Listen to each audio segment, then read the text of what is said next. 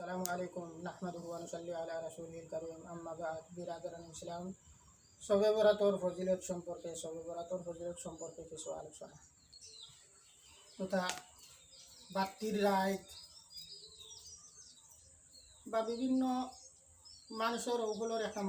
মানসিকতা এই দিন বালা না খাইলে আস্থাটা বছর বাদে বাদে যায়। এই দিন বোঝা যায় এক ভাগ্যর দিন নাকি জানি আল্লাহ পাক পরবর্তীকার আলমে মানুষের রিজেক রুটি হাবিতার এই দিন যদিও বাজেট করিয়া তখন কিন্তু আমরা মানসিকতা যেভাবে পোষণ করি আমরা রাখছি এইভাবে কিন্তু আমরা পোষণ করাটা হয়েছে মাতইল গিয়া এই দিন আল্লাহ পাক পরবর্তীকার আলমে ভাগ্যর আস্থাটা বছরের একটা ভাগ্য নির্ধারণ করিয়া তখন বটে। কিন্তু আমরা যেভাবে মানসিকতা পোষণ করিয়া রাখছি যে বালা খাইতেও লাগে বালা না খাইলে